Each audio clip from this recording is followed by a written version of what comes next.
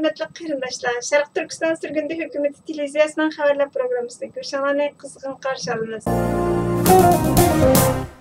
Newsmax xabarlari 27 may kuni oshkorlangan Xitoy soqchi hujjatlarini tafsiliy xabar qildi va Bosh ministerimiz Salih Xudoyor apandining bu vaqtdagi qarshini ko'rishmanlarning diqqatiga sundi.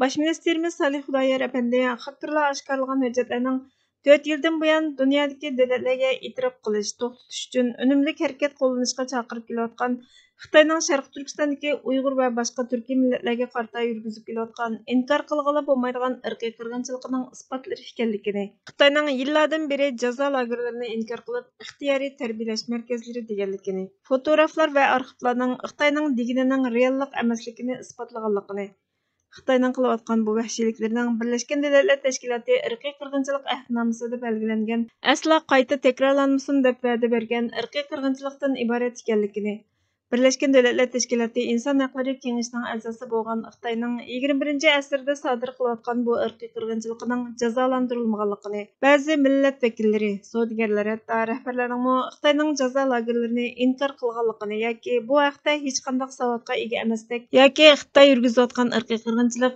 unchilvala yomon ish emasdek va ya Xitoy irqiy qirg'inchilik yurgizmayotganda qiyofatga kirib olganligini, Xitoy amaldorlari qochishga uringanlarni o'ldirish farmonini bergan 3000 ga yaqin kishining arxivi bo'lgan bu hujjatmi Xitoy yurgizayotgan irqiy qirg'inchilikni isbotlay olmasa, cho'ng qirg'inchilikqa o'xshaydigan 21-asrdagi irqiy qirg'inchilikni to'xtatishga hech nimaning dalil bo'lolmaydiganligini, shunga oshkorlangan hujjatlardagi Xitoyning buyruq va farmonlarining 3000 ga yaqin ommaning arxivi va fotograflarining Xitoyning irqiy qirg'inchilik qilayotganligini yetarlik darajada isbotlab bera oladiganligini va xalqarodagi davlatlarning 21-asrdagi irqiy qirg'inchilikni to'xtatish uchun harakat qilishi kerakligini aytdi.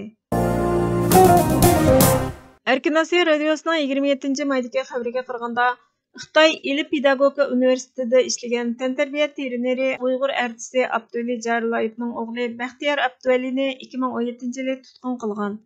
G'uljidagi bir Xitoy hukumat amaldori Baxtiyor Abduvalining universitetdagi 30 dan ortiq Uyg'ur o'qituvchi bilan birga 1990-yillar va 2000-yillarning boshida Uyg'ur madaniyati va an'anasi bo'yicha ijtimoiy yig'ilish tashkillaganligi uchun 5 yil ilgari qo'lga olinganligini dalilladi.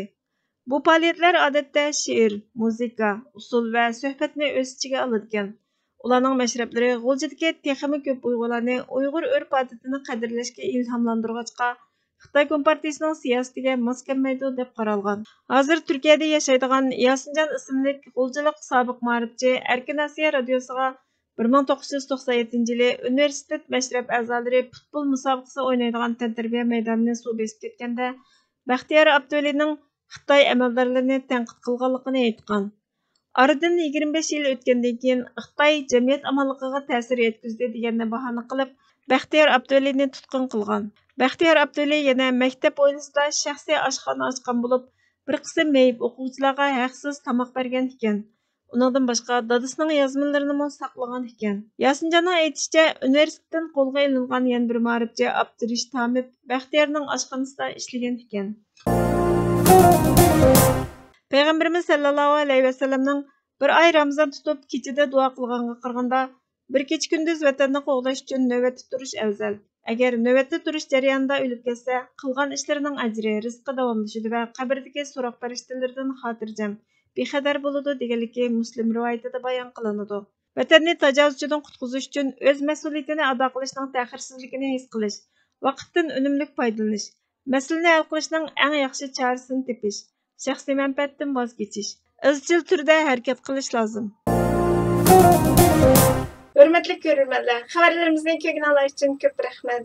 Kelar qitimqi programmamiz ko'rishguncha Allohga omonat bo'linglar.